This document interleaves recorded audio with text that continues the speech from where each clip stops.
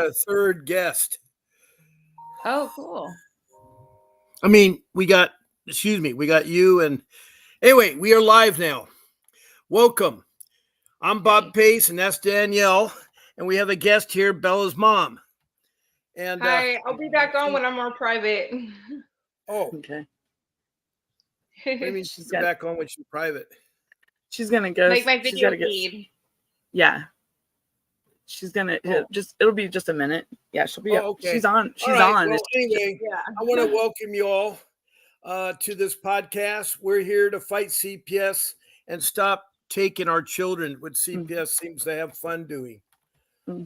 This is a live podcast being broadcast on YouTube with the SteamYard application from Southern California. We have Danielle, who's from Georgia, and then we got Bella's mom from, I forgot. Merced County, California. Yeah, Merced, California. So we got two Californians against you, Danielle. And I want to welcome you all because you found the right place. You found us by going to Facebook Fight CPS. And Bella's been on before as a guest. Danielle is my co-host. She's with me all the time. She's my lifesaver. And I want to welcome you all. I want to welcome you all very, very much. There's several ways to interact with this podcast. One way is that you can text me a message in the comment section. Make sure to include your name, your city, state, and country. And I mean country because we do get countries that call in. We've had so far Australia, Canada, United Kingdom, Ghana, which is in South America, north of Brazil, south of Venezuela. And then we got Mexico. And then we got Mozambique in Africa, near Somalia on the east side of Africa. And then we got Denmark. Those are the people that have called in. Some have called in, not called in, but texted in. Now, the guy from Mexico did one time call from Mexico City about getting his girls back from Missouri. So really? This podcast is open to everybody. This podcast is open to everybody. And, it's here to talk about CPS.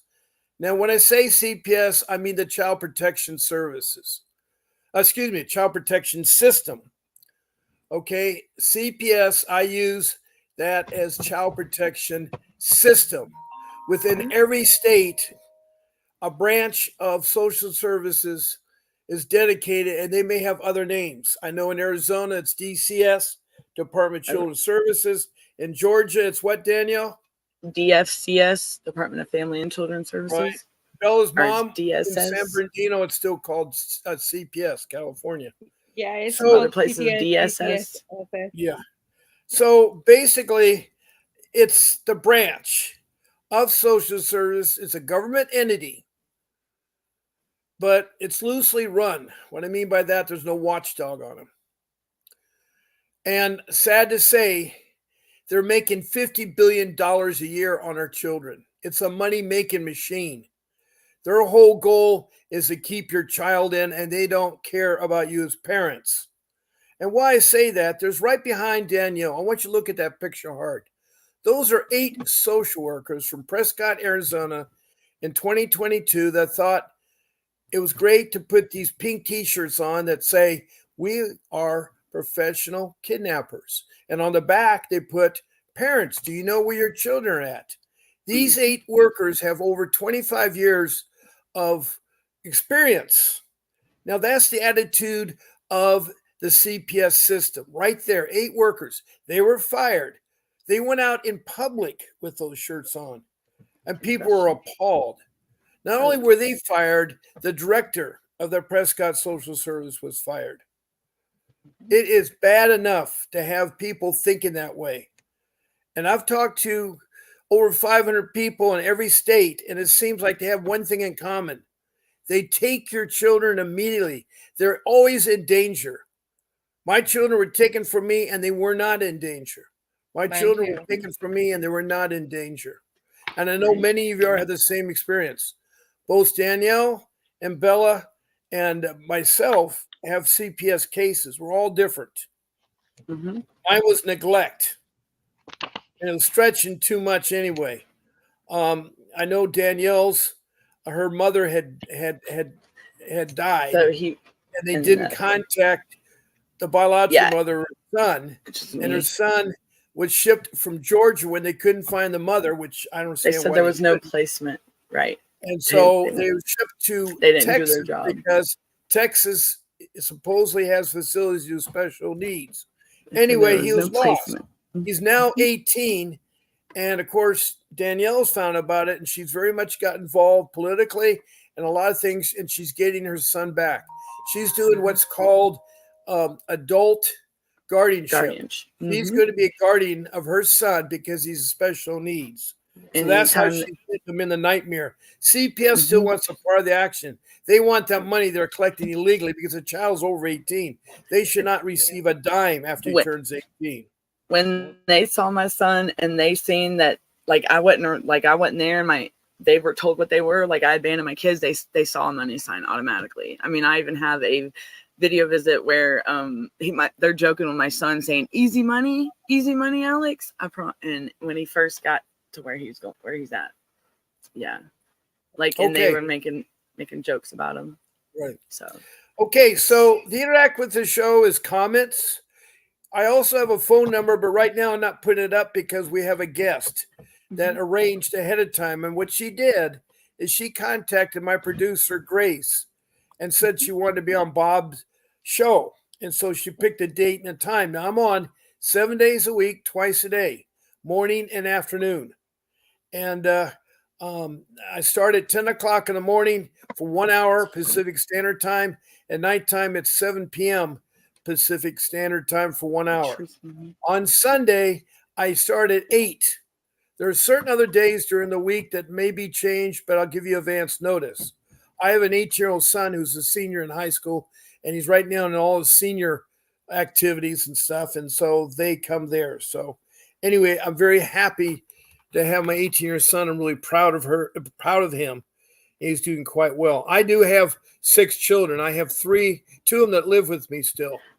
And one of my children was robbed by CPS, stolen by CPS, trafficked by CPS.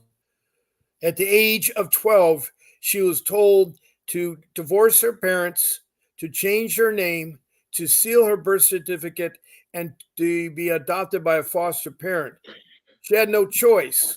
And the CPS worker was doing retaliation to get even with us parents because she lied in court when we cross-examined her. Our attorney, Vincent Davis, caught her in a lie. And there could have been a civil suit against her. But that takes money about civil suits. So I spent all my money hiring my attorney to get my kids back. So that's another story I'll talk about. I'll talk about him.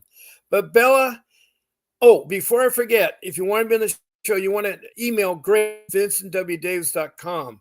That's Grace at vincentwdavis.com. And we have the Truth Movement here. Welcome, Truth. We have Lori, who's in this room. She's quiet. She doesn't say anything. And I assume that's her son she puts up there, or I don't know who that is. But the Truth Movement has been on the show, and he says parental rights, in a legal sense, are the parental rights to make decisions for their children. True. Including decisions surrounding education, religion, and medical care. Parental rights also include the right to pass property to a child through the inheritance, the right to hold physical custody of a child. Yes. In Washington, it's all called DCYF, is what their CPS, their child protection system is. He further says, USC 242, this provision makes it a crime for someone acting under the color of law to willfully deprive a person of its rights or privileges protected by the constitutional laws of the United States. I love that Truth Movement. That's a good one. But Mhm. CPS doesn't care about your civil rights. They don't care about your constitutional rights. They violate them all the time. Furthermore, truth says it's not necessary that the offense be motivated by racial bias or by any other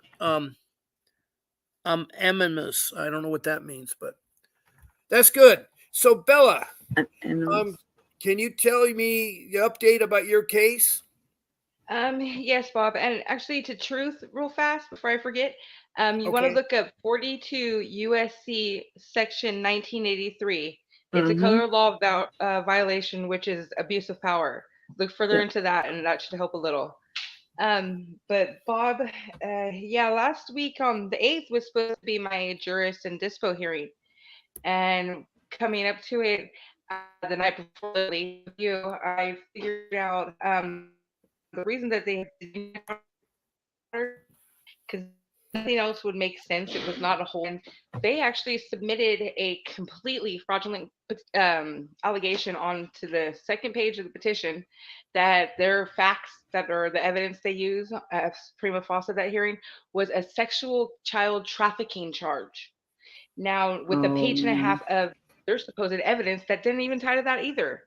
And I don't blame the judge in a million years because they were so overworked for not noticing that. But my lawyer refuses to bring that to attention. And that is the sole purpose they had my daughter. And I know with the jurist hearing, they have to prove beyond a reasonable doubt that what they claimed in the petition is backed by facts. Facts and And findings. Yep.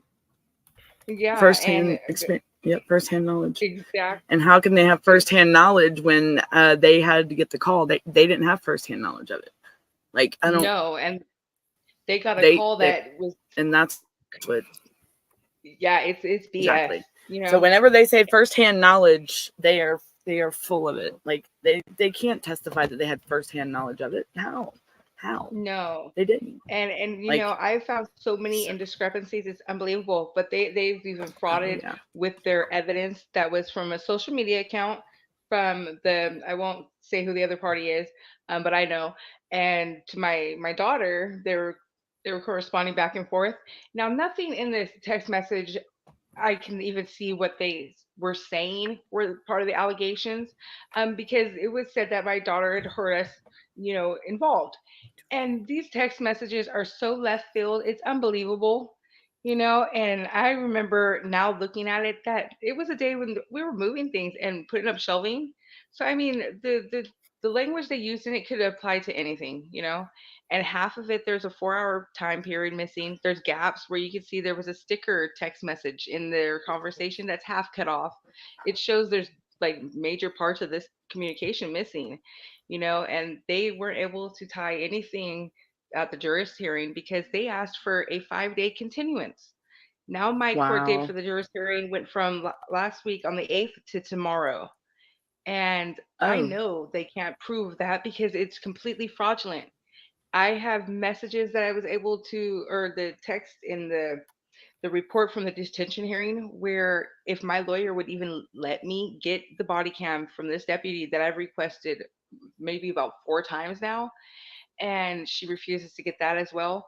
That body cam has 100% proof, because I remember telling the social worker, and I kind of laughed at myself, and I've told the report making social worker that's come after, I said, I don't know why my initial reaction to her asking, are we engaging in activities while my daughter is in bed with us?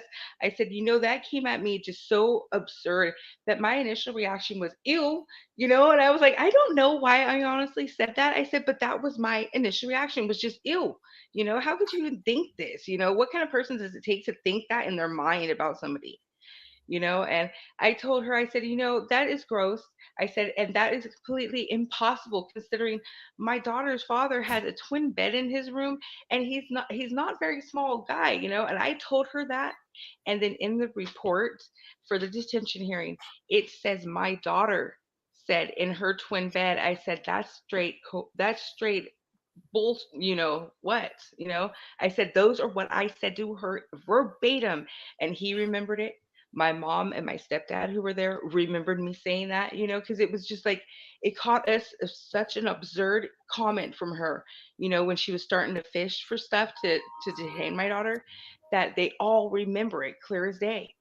And Wow. I can't get my lawyer to do a dang thing. And I thought there was a way I could address the court, because the fact this woman has not only maliciously committed, fraud, or submitted fraudulent reports and testimony, she switched out people and cases in the report that should have been a clear, straight cut copy and paste from one file she had onto this report, and she didn't.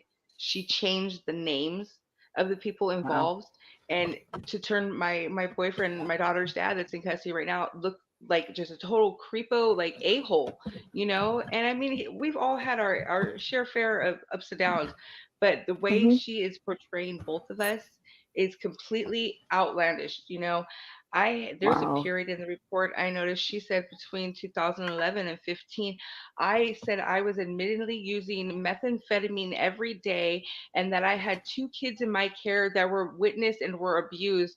And I'm sorry, but I had no kids in my care between those years. I had a stillborn in April of 2012, and that's the only child I even had, I guess, technically in my care, between those years. And I was a full time 12-unit student at Merced Junior College, taking classes to become a 602 worker. I was already taking criminology, psychology, addiction studies, all this stuff, human services, to become a 602 worker, which now this one social worker, because she had just a total I can't do no wrong, you have to listen to me or else attitude. Any kind of schooling I wanted to pursue with that is destroyed, because she's already, right when our initial petition went to court, she submitted both mine and my boyfriend's name to the CACI, and as sustained, or whatever it is, proof that we committed these kinds of child abuse. And we hadn't even, I don't think, went to the detention hearing. As fast as we got those papers in the mail, I mean, maybe would have gone there the day before. And that was just the initial detention hearing. And she's already got this as proof in the CACI, which is the Central or Children Abuse Central Index, right? And that stuff is defamation of character. You know that Hmm. that I can never Wrongful. pursue Yeah. a career for. Anything I would have made in a Right. career, and out here I know it's like $25 an hour to start with 602s, and I think they Hmm. need the real people like me to work with these kids out here. And I mean, that's not a bad job. I forget what minimum wage is now, but I mean, it wasn't for the money, but I'll never be able to work like that and support my child or myself. And then they want to use that kind of stuff against me, and it's you go in circles, and I don't know what I can do as my next move, because like I said, my lawyer, I've called her last 2 days in a row, and especially the last 2 days, and all I've gotten is her voicemail. I called her, and a 45-minute phone conversation with her, where she did everything but hang up on me the day before the last court hearing. And in the Mm. last court hearing in the hallway of the courthouse, I told her, I said, I'm thinking about submitting a JV 388 based on the fact I have new evidence. I wanted this to come to the attention of the court. And I know for other parents that are listening, if you don't bring certain things like this, if you don't bring a rise or whatever it's called to the court's attention, you lose it on all appealability, and you want to be able to appeal a lot of this stuff. So you want to Hmm. make it known. And my lawyer Right. said if I did that, if she said the judge wouldn't accept it. That's why I have a lawyer. And I said, you know what? Then maybe I don't need one. I said, because you're not much of a lawyer. And I told her, I said, I'm seeking help elsewhere. I told her, and I'm not ashamed to. I said on Facebook and on YouTube, and I said anywhere that somebody is willing to help. I said I'm Hmm. I'm getting it. And she was That's where like, a lot oh of these no. parents are gaining their knowledge, and knowledge is Yeah, a lot power. of us are. Whoa, my phone's going. Sorry.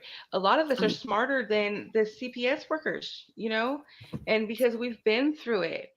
And this lawyer of mine told me, she said, if I dared go out there speaking about my case again, that I could be charged with a misdemeanor and thrown in jail. And I told her, I said, you know what? I haven't said nobody's real names. I haven't even said my real name. I said, I'm allowed to do that. I said, that's Mhm. my First Amendment right, is the freedom of speech, freedom of Mhm. press in any way that is current, to And times. And I told her, I said, you're not being my voice out there. I said, somebody's got to be my voice for me, and she was nasty about it. And I know they I'm not just going to get don't any want to help. be. They just don't want to be Nope. exposed. I mean, that's how you know when they come out like snakes like that. That's how you know that something's up Exactly, with. because she herself was even grasping at straws as to why my daughter was taken. She said, "Oh, well, you violated the safety plan. You weren't supposed to allow her at that house." I said, "I'm in violation of the safety plan that she gave me at that house." I said, "What did I do? Violate it when it went from my hand to hers?" I said, "Because I had no time to leave." I said, "That's what I thought I was doing, was leaving with my daughter to our residence." Because this all stemmed from not even our residence that she took my child. And it was a 14th Amendment violation and a Fourth Amendment violation to the fullest, because it wasn't our house. My boyfriend said, no, you can't come live in that house. This is his 83-year-old mother's house and his, and I was judged by somebody moving out and their garage flooding. So there was laundry baskets in the front yard, Wow. and her truck had her stuff on it. So I was blamed for that. And it's not even my house. The allegations and the thing aren't anything that I could have not amended. I mean, all we had to do was take her back to my house. But we had a sitter there that he knew. I was going to the hospital, which I've had to have 2 foot surgeries for now, because I had to wait for that Wow. additional week that we had to respond back to the house from that phone call, to be able, to get to the hospital. And then I had 2 weeks in there of surgery. And it's all because of this worker. She has ruined everything. They have destroyed my daughter's innocence. We've had a thing since she was about 4 with the fairy, that I had to go online and find all the criterias for this 4-year-old little girl, that had imaginary fairy, red head, green hair, sword, a cat that loved to read books. I went online and found a cosplay actress that matched every one of those, that I could provide at least 16 pictures with, for every loose tooth. And we've done that since she was about 4.5, when she lost her very first one.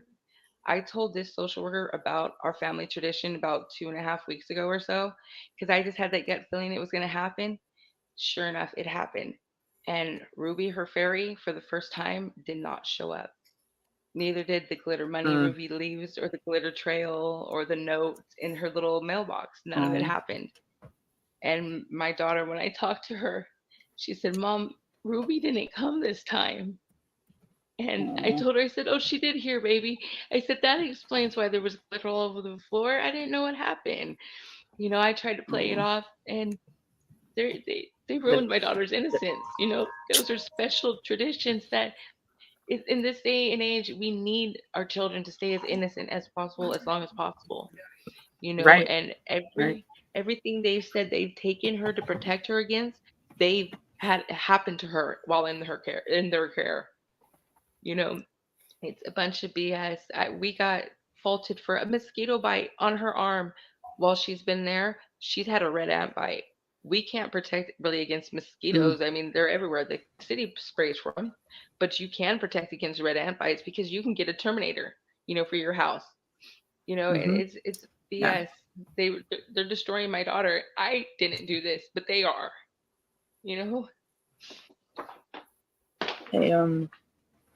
Truth They can Movement do said some. something else here. I'm just interjecting. He said he won his case in the Supreme Court of Washington, and it could be relevant That's to what I'm you, reading about right now. Bella. I'm reading about it right now. No, it's in reference to dependencies of AC. I don't know what AC 2023. stands for. Number That's probably the 1009. minor child. But anyway, Yeah, Truth me neither. I Movement didn't is see trying that. to help out too here.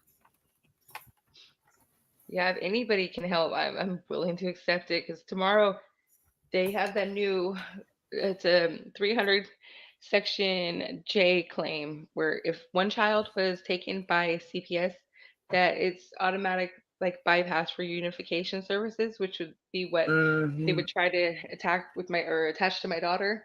Yep. Well, I have proof, like I've told before on the show, about my son being kidnapped, And they're trying to go to automatic, like, termination of your rights. Well, thank God Yeah. you have an attorney. Thank God you have an So attorney. they're not wanting. I don't really. Like I said, Oh, I'm I'm sorry. ready I to go pro misunderstood. se. You said you had an attorney that got you somewhere.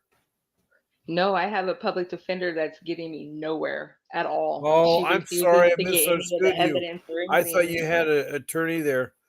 No, I'm Wow. ready to fire her Yeah, tomorrow I and thought she request a was gonna. Marshall hearing. So what is your next So Um, thing now you're going to be doing, Bella? I wanted my daughter home as soon as possible, to stop any further damage to either of us, But it right. looks like I'm gonna have to take the long route, and tomorrow I'm gonna see if I can talk to her before court because that's never even happened either. We Yeah, go the into the public courthouse there defenders only blindly. talk a day of the court. They don't talk ahead of time. Yeah, they've never talked to us at all before My court. They introduce yeah. themselves. They Like say they're our public I never even defenders, talked to and then my. then they say we'll talk I after never court got to about talk what to mine. happened. I met her. Yeah, and they never do. It's like, oh, boy, I just No, got tried. so, Like yeah, I me would just too. So tomorrow, like I want to find out don't like, forget to yeah. okay, Did you hear I'm truth sorry. movement? You all remember it. Time is of the essence in your case. So you want to don't Yeah, forget to appeal it in a timely manner once you get that final order. It's a fundamental right that you get to appeal on time and in the appropriate manner. So yeah. just be on Yeah, the date. Oh yeah, Yeah, because that's what I ran out time of last time because my lawyer didn't tell me about any of these. And right now I'm right. in that where I have to file a petition to file a writ petition, or yeah, I think that's what it is. Because I'm between the detention and the jurist. So there haven't been any Uh, orders yet. there are time limits, and so many of Yeah, the people today, this morning show, we're talking. We had a lot of people on our show. We had and like their case has already been going 6 on or 7 7. people that text in, and some of them were 3 years old trying to Yeah, do things. And you 11 let and a the half time months, go, 3 years. it's not gonna. You got to appeal right away. Appeal right Yeah, away. yeah. and And I'm that's like afraid too because my lawyer is crap honest. I'm afraid that if I don't make some of these noise about some of these claims I'm wanting to claim, that I'll also run out of being able to appeal them. Because I know at this point in time, I mean, I've done a lot of homework, a lot of research, and at this mhm. point in time, I am almost 100% positive I Well, if have you want to enough defend of the yourself, elements. And if you want to I defend know, yourself in court, you can go approach the bench And and tell tell them you don't the want judge you want to fire your court court-appointed appointed. attorney. You want to And you relieve want to him, go and go that pro you're going to defend the se. case yourself, and you're going to pro seek se. another attorney. Yeah. And you Yeah, can also ask for a continuance if you need Yes. time. yeah, I Like know. in And here they give us a 1 day continuance, but like because the county didn't have their report ready, they give them a 5 day. And I've not come across anything about that in anything they I've never researched, but people are lucky to get a continuance. I never yeah, get, but the You have thing to that ask saved for it. me. You have to ask for it.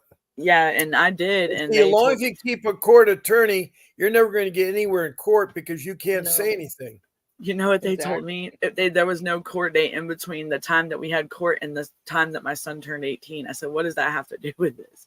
Like, if it's a continue, but you wanted to have a post termination hearing in December, like I don't get it. After he turned 18, Yeah, how is it a post termination of my No, rights? no, no. When a child turns 18, the CPS worker must relinquish control of the child.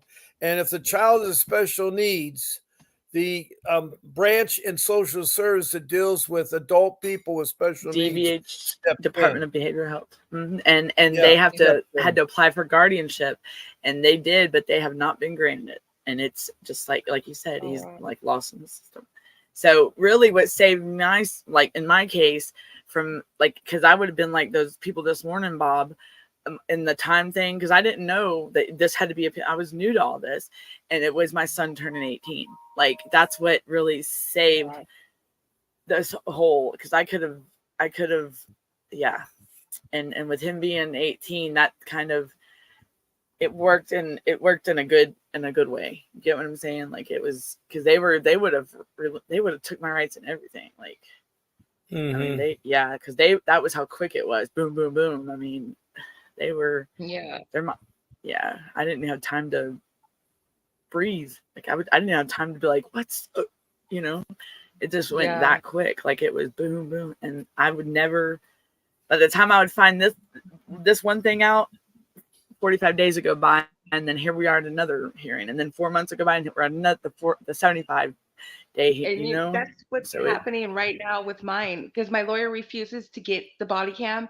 I've called and I'm wondering if I can't and file that's where for they're, access to juvenile court records, because these expire in 60 days. It's already been over 30 and she refuses to get it. And that holds the exculpatory evidence, the material evidence that I need to prove that none of this happened, that it was all on just a social worker that had a chip on her shoulder, for one reason or another, had to prove herself. And that's what this was, because she threw her hands up in the air and cocked her head back and just started, we're taking her, we're taking her. And it's like, oh my God, lady, anybody with reasonable, like, common sense would have said, hey, you guys seen her last? She's on the property. And she still was, but they still took her. And this report, it even says that her and the on-call supervisor, not just her supervisor, but it was after 9:30, 10 o'clock at night. So it was the on-call supervisor determined that she would just sit in front of the house and wait for me to return. Now, when she'd already lied one just in a the stalking, sentence previous, yeah, and she had already lied in this instance previous to that, saying that the girl that was watching our daughter said that we weren't coming home. So it's like, okay, chick, if you thought we weren't coming home according to your fraudulent records as it is, then why were you sitting in front of that house to wait for us to get back? You were scaring my daughter, you were intimidating her, you were stalking her. I have all these crimes, and it's because she couldn't keep her lies straight in the detention report. She was so back and forth, it was unbelievable. And nobody, my lawyer will not hear it. She all but used profanity at me and hung up on me when I brought this all to her attention. And I know I can't submit it as admissible evidence in the court, but I record everything that has to do with the county. And I got her on the recording, and it's for my records. Like I said, I know I can't submit it as admissible evidence, but it's something there, to be said for that. And it's a bunch of bullshit. And like I said, I'm going as loud as I can, and I don't care if my own lawyer threatened me with a misdemeanor and throwing me in jail. Do it then. I'll be out by Monday. Do it, because I want somebody to know what is going on. They're breaking the laws all the way around, and if they throw me in jail for making it known, they're breaking another law again. So I mean, that's the point I'm at.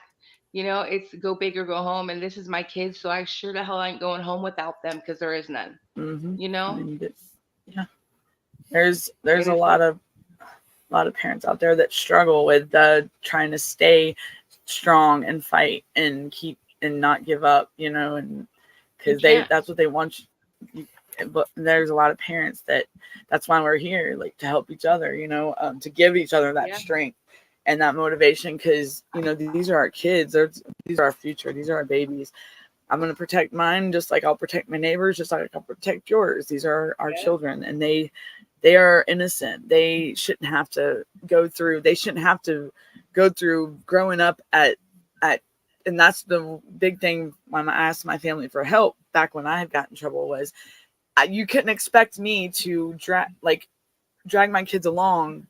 That would be selfish on my part if I expected my kids to be coming with me. Because what happens if I would have gotten some trouble again? Where would my kids be? They would be in the state's hands. So I had to make a decision for my kids and their well-being, their safety, and for them to be able to grow up as a child, and be able to live. Don't have the stresses of being here and there and have to worry about mom getting up on her feet. When my family was helping, and they would provide them with a stable, safe environment and let them be kids. And that's when we made the decisions of what we did as a family. And it stood like that for 12, 13 years until my mom passed. Hey, Bella. Hey. I'm going to interject here, Bella and Danielle, because Truth has said some more things. We have a new person here called I Love the Drawing. I don't know where she's from, but she said, thank you, Truth. I love drawing. And I don't know what her CPS question is. But Truth said he won his case because he said no to everything they asked me to do. And I said, if they didn't like it, to lock me up. guess what? They didn't lock me up, and I got my Right. children back. Right. That's I- what Good I you told job. them- That's what I'm doing. And that's what you have a fundamental right to raise your child, to be a parent in your child's life. That is your constitutional right. And CPS is voluntary. It's not, as long as that ain't court ordered that you have, if it's not on that paper, just like a warrant, Bob, if it's not on that paper and a warrant, you don't, it's voluntary. You don't have to go, And why do and- they take the children without a warrant? Why do they make you go through all the things and not give back your children? because they know that we're scared, and so that could be perceived in different ways. It all Well, they depends, bring the police out there, I and the figured police that out, intimidate us because to like honor say the commitment. because we're parents, and we don't want our children to hurt. We don't want our children to suffer. We would think that we don't want our children to suffer, and that they're going in good hands while we whatever they're accusing us of, and but kind of find out they're liars and manipulators and evil. They're deceitful, selfish, greedy individuals. Yeah. I mean, I'm you might sharing as well this put with you them guys up right there. now because there's nobody in here. I decided to come to a facility since I had operation on my foot. This is what we come to, all because CPS threatened if I went back to my mom's house or if I went to my boyfriend's house or dad's, that I wouldn't stand a chance on getting my daughter ever back. So I came to the place where this is what we have. Now, my room is a little messy right now, but this is what I have in it. I have pile laundry that I gotta do for laundry, and that's it. We're not allowed to have pictures up. Of course, I can have St. Jude up because it's religious, but any pictures of family members, we're not allowed to have up at all. We have to be in here. I'm 39 almost, and we have to be in here at 10 o'clock at night. We're not allowed to go back out. Of course, always boys and girls are separated, but I mean that's it. Out the window. This is what we have. What is the facility called, Bella Mom? Finger. I I'm see in I see a hand. care. I'm sorry. What is the facility called, Bella Mom? Yeah. It's a respite care here in Merced. It's the Okay. try to get It's better for from adults to be operations or cared for? surgeries. Don't forget you. Yeah, they don't care for us here. None of them are nurses. We have a nurse come in if we need it. What is the facility for? What's the facility for homeless? It's for somebody that doesn't have anybody that can help them care for like an aftercare treatment. Because I had 2 operations and 6 incisions in my foot, and so I need it cleaned like 3 times a week, and I don't have really anybody that can help me with that. And so it's I kind of like here. a caregiving place. Yeah. No, So not even like a that. therapy, It's really like hard a to explain because, like I've had back surgeries where I had a home nurse come out, respite. but that's when I had home at my mom's where I've always been with my daughter, and now I come there because I can't live there and get my daughter back. So I came to this place, which is pretty much, I hate to say it, but pretty much kind of like a lockdown facility, like a jail almost. People are nice, but it's not like that aspect of it. But the way we're treated here and what we can do and everything, that is, we're not allowed to leave here with somebody else if we know them that lives here, even though none of us are drug addicts, none of us are in a recovery for that. It's just a medical recovery, but we're treated like we're criminals, But I'm enduring this for my daughter's sake. I mean, I have no other option. If I want her back, I've got to do what I feel won't necessarily screw me Well, over. I want to thank you for sharing, what you're going through. It's sounds really, really, really tough here. Yeah, it is. And Truth Memory said 2 other things. CPS is trying to Oregon straight. Absolute immunity to lie to parents. Got shot down in California Supreme Court and the Ninth Circuit. That's all. They tried. He also further says, "Don't forget you have a fundamental right to everything you would have had your children in custody. Yeah, especially if it's a contested child protection order." Now, Yeah, I want to tell no, you. I agree 100% with Truth. That's exactly what I'm doing. This time, I mean, I've had to explain until I'm blue in the face to everybody. I said, I know you hear everybody all the time say, it wasn't me, it wasn't me. But this time I have the proof and I can back proof it with my son. And this time I told them, I said, you know what? You guys are going to screw me over whether I do what you want to or not. And the whole thing with CPS, I figured out is they get parents from drug addicts that are legitimately drug addicts. Not, I'm not saying just people that use drugs because they have to make that difference too. You know, they have to prove that you're just a Mhm. user and not an abuser because that's when they can take it. You know, but we have the straight abusing drug addicts out here that they take their kids from, and rightfully so, and they easily get them because those kind of parents take off and don't give a crap their kids have been taken. But then they also get kids like parents from me who we jump through all of the hoops and all of the requirements that they tell us to do because we want our kids back and we want them back quickly, you know. And I enrolled in parenting classes last time when they took my son. That was looked at as I was admitting that I had a problem, that I wasn't a good parent. That's why I went and enrolled in those. I submitted to 3 drug tests. By the third one, I was like, you know what? Screw this. You guys aren't giving me any more visits with my son. You're using everything against me. And 18 months later, when I was able to prove my lawyer was I was rightfully honored with the Marsden hearing and that she had screwed me from day one.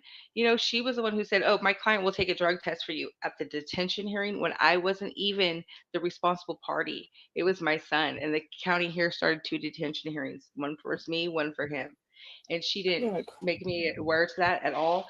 And I was finally able to prove by their all counties letter that the drug facility out here had forged more than 100 cases, families' cases, and said that they were dirty and kept their kids from them. None of that mattered in this county. They still kept my son. And now they're trying to use that in this case against me. And it's like, okay, if I could have anybody see that, you know, because I've got paper trails and it's their paper trails as well. You know, so they can't even say I'm submitting fraudulent documents because it's in their own records, you know, but I still wasn't given the opportunity to be heard again. I get my son back. My daughter was in my custody this entire time. On the report now that I see, because it wasn't in my son's report because it was a current thing, it says there was a substantiated abuse and neglect charge for my son, a caregiver absence, which was his father. He was in his care 50-50 custody at the time of detention.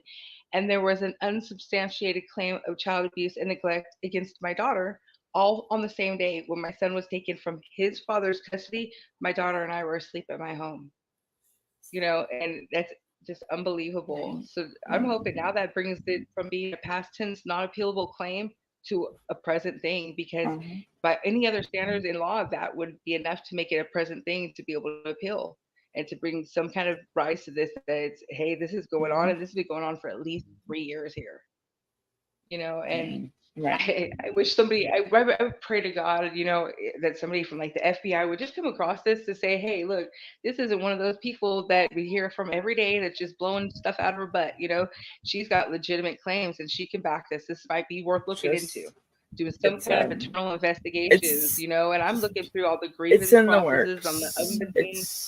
It's I'm in the hoping, I'm works. praying It's to coming. God, It's if it's coming. not for me, if it takes maybe 5 years from now, at least it takes that long and not 10. It's You know, I just wish it's it would get here soon. You know, I've it's even called the civil rights unit at the local FBI office, and the guy said he didn't know who to talk to. And on the FBI's website, it says, you know, if it's like a teacher or nurses or a policeman or a bunch of different things. And that was one of the. It was like a social worker fit into one of those subcategories, and I can't remember which it fell under, but it did. And so I called, and he said no, I could call the ombudsman or some. I think it was like mm, the juvenile justice courts or something. And I'm like, that's really not where I'm supposed to call. You know, I knew that, so I didn't kind of really bother. I mean, the ombudsman goes as far as like helping with the child's rights, but what about helping the child just get out and get home like right now? Mhm. You know, there are so many deaths in the foster system, so many molestations and rapes in the foster system.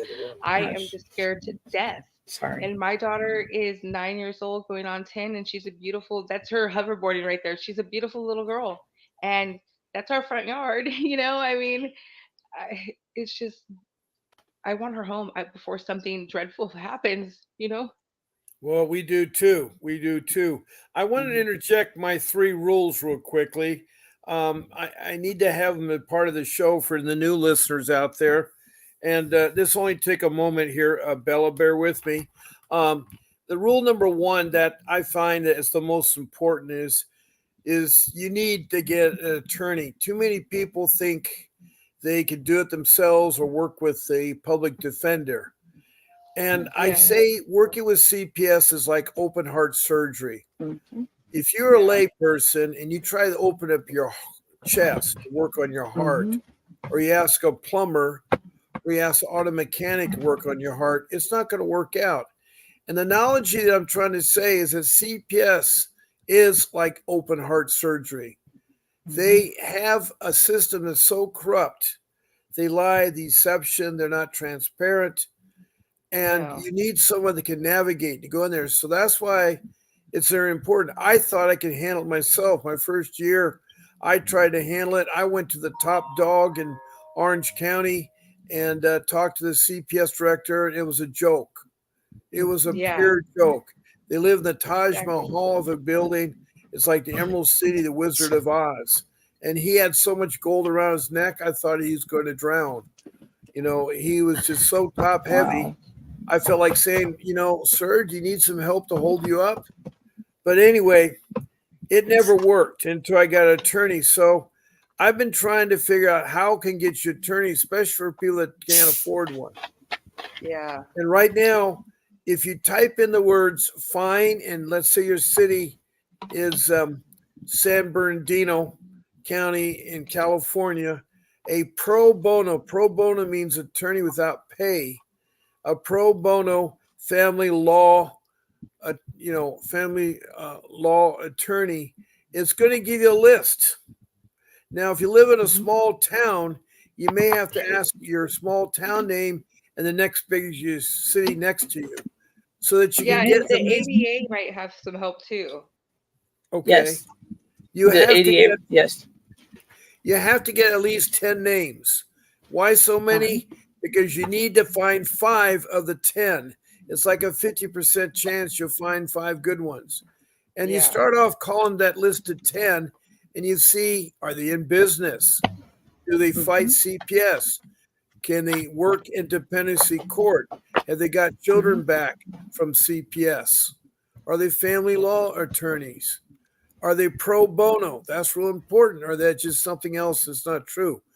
Once you have Yeah. the answers and you talk to 10 of them, then from that list of 10, you're going to say, all right, I want to talk to 5 of them and have a consultation with 5 attorneys.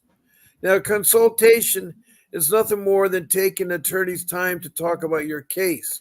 Now, Vincent W. Davis would do a consultation for 30 minutes for $60. He is an excellent family law attorney. He's been doing it for over 35 years. He has fought CPS and he has gotten the children back. He's done lawsuits against CPS, both federal and state lawsuits. And for $60 for 30 minutes, he'll talk about the strategy of your Guarding case. my If you knowledge. like him, you may want to hire him because he'll work in all the 50 states. He works in Southern California, Mhm. Northern California, but he's excellent. He is easy to talk to. Words. He has his own podcast. He gives a lot of his time for free, so he's not after the money part of things. But he's not afraid to fight CPS. So he should be one you should get a consultation with him. Once you talk to 5 of them and you have one that meets your financial needs, then go with that one. But you can get an attorney that doesn't ask very much money. You Yeah. can get an attorney. So rule number 1 is you're going to need an attorney to fight CPS. Otherwise, you're going to have a terrible time getting your kids back. Really terrible time. Now, we just had I Love Drawing. She's from Missouri, No, Illinois. she was talking the truth movement, telling truth. No, she said MAIL. I think it's It was truth. Email me, and then she's telling them. Yeah. okay. Yeah, Yeah. they're just corresponding because they don't want to put their name and stuff Okay, in well, here. So if she doesn't want to put her name, that's fine. And she want to put the city or state, that's fine. No, I was telling the truth to email me, but it wouldn't let me put my email in there. So, cause Yeah. sounds like they I just say they because I'm not sure if it was guy or girl, but that they know a lot of what I'm talking about, and like I said, I'm reaching out to anybody that could possibly help me. Right. So I it was don't just blame I you. I was do putting not it blame down you so that there. I was Facebook just putting has. my email in there so maybe they could figure out it's liamcpsstuff@gmail.com. Yeah. Yeah. So yeah. But If anyway, on that rule number 1, call Vincent at 888-888-6582, or there's a little ticket right in the bottom of my window that says Calendly. consultation with attorney Vincent Davis, care Yeah. of Bob Pace, Calendly.com, Calendly. and It's where it's you law can. offices of VWD/Bob Pace. Okay. It's where you can pick a So date that's and rule time. number 1. Now, rule number 2 is the easy one. It's not really easy, but it's a lot of paperwork. I did not keep track of paperwork. And I tell all my Boy. listeners out there, they get a notebook Detailed. that's 3 to information. 6 inches wide, and you want to stuff it with college rule notebook paper. Then get some subject tabs and put them in there. And one of the subject tabs you want to keep track of is incidents. And so you write on the first line the date and time, and then who was involved in the incident, the children, the social worker, where it was. Then the next line, you want to describe what the incident was, and it may take 2 or 3 lines, that's fine. But then after that, you want to put the outcome of the incident. Then when that is done, then you skip a couple lines to the next sentence, the next incident. So you have it all central there. Another tab is your tab of all the classes that you're taking, parenting classes, all the programs you're completing, all the drug tests that you're taking, all the counsel visits. That is important to keep track of all that stuff because you'll need it. And so, that's really important. And another tab is your info tab where you list all the websites you found and all the people, phone numbers, or resources you have. You keep track of it. The other tabs are whatever you want to, but at least try to do some paperwork. I didn't, and I wish I'd done, because you'll forget about things in 6 months, a year, 2 years, wherever it may be. You That forget ends about me things now a with week rule from number now. 3. Rule number 3 is the important one. I want you all to picture this scenario. Do not let's see. There's been a recent Air Force airman that was killed when he opened the door. And I'm telling you all, do not open the door to anybody. Now, there is some question of whether the sheriff was at the wrong house, whether the sheriff gave ample time. He could have told the person behind the door, please lay down with the hands behind your head, and then open the door. He could unlock the door and then put his hands behind his head. But he was terrified. And the way the sheriff approached it, he knocked a couple times, said nothing. So the gentleman was terrified. He's a young high school graduate that just joined the Air Force. He's talking to his girlfriend on FaceTime. And I want you all to think about this. It's in the news. He's from Florida.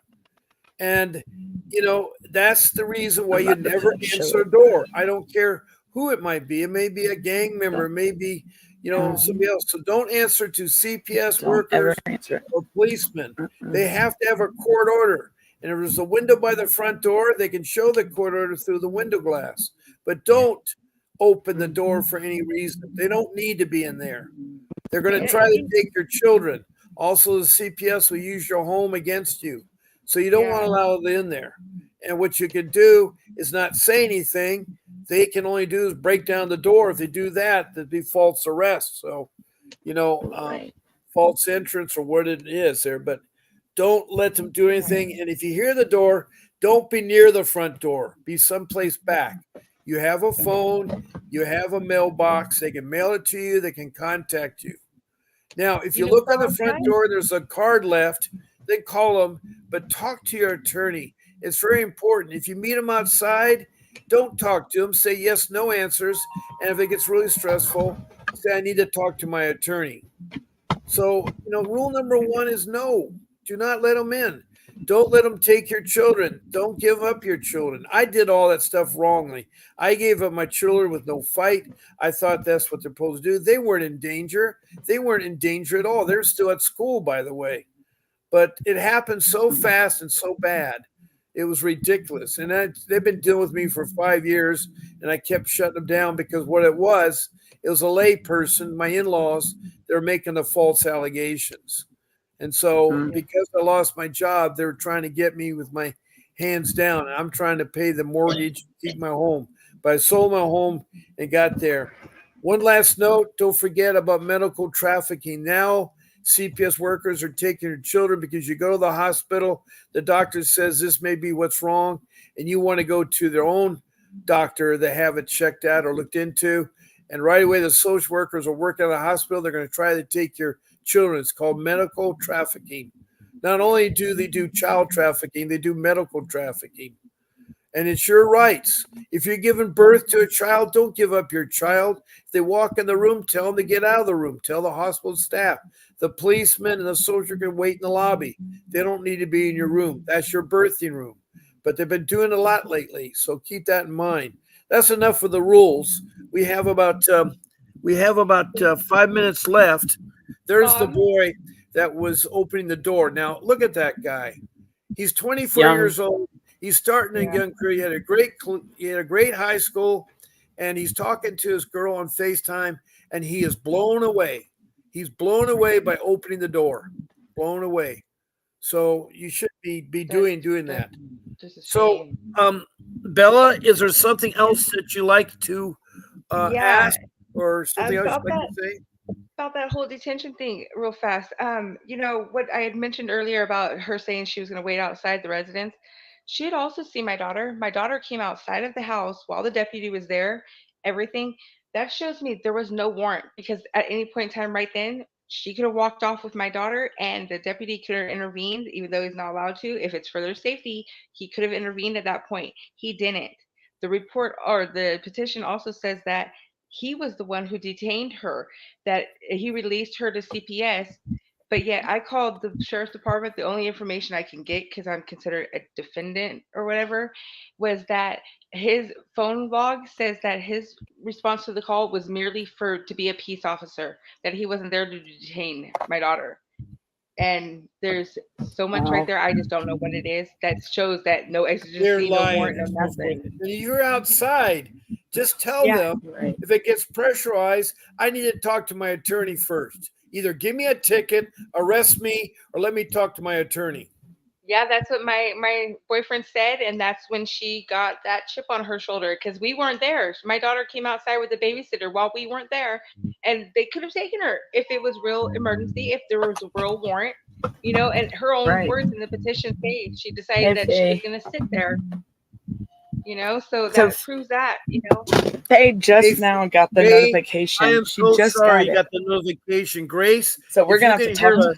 What's happening now is all my people in the room are getting the notifications late, and they're coming on late. Grace, you got to look into the notifications, because on Facebook they're getting it late. Yeah. So if she's just now getting it, it's an hour. She's on Eastern time, right? Yeah, she's Eastern time. She's in Richmond, so she's Kentucky. The same time. Yeah. So she's Michelle the same time Partner, as me. they steamed into your hospital room 5 feet deep, and they took your child.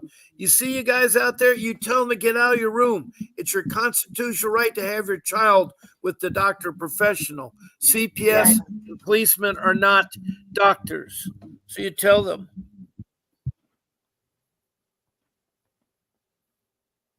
Yeah, the CPS, they missed my daughter's appointment after we waited for 2 years for her to get a hearing aid.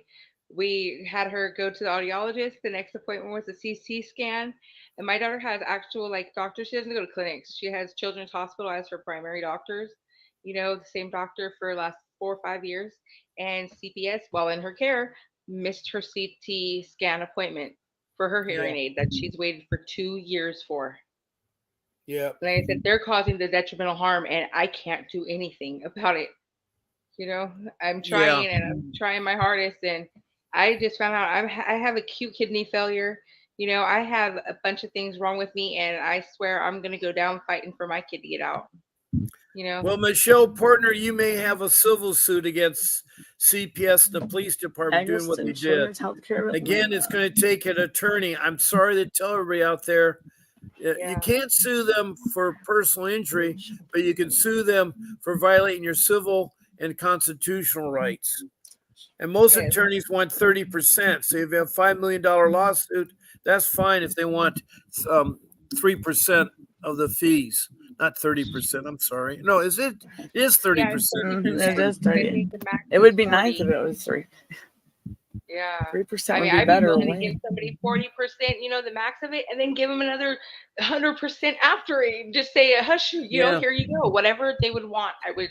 Well, I would I be have grateful right for. now about 15 seconds. I'm going to have to end it. I'm so sad I do, but please, we all come tomorrow And we'll get morning this at 10 time thing o'clock taken care of. Pacific Standard Time, 10 o'clock Pacific Yes. Standard Time. And And Danielle Tomorrow, said 1 that she'll o'clock, be I'll take care of 1 that o'clock email. Eastern time. 1 o'clock 1 Eastern o'clock time. Eastern Time. But Yeah. keep pursuing it. I want to thank Bella and Danielle, Michelle Portner, and Faye, and the Truth. Hold on, I got to get my And mouse. Laurie Hillard. I Yeah, saw her Lori come in. Hillard, who's our silent one there. Who Let's else see we who have? else. I love drawing. I love drawing. The That's Truth me. Movement. That's Bella's mom. And then Yeah, the Michelle, highlight I drawing think is you me. said everybody. But thank you all Yeah. very much Thanks everybody. for. And we're gonna But don't give up. Don't give up. You can get there. Just follow your heart, and God bless you all. And this is Bob and Danielle and Bella signing off tonight. Bye, Good night, Bob.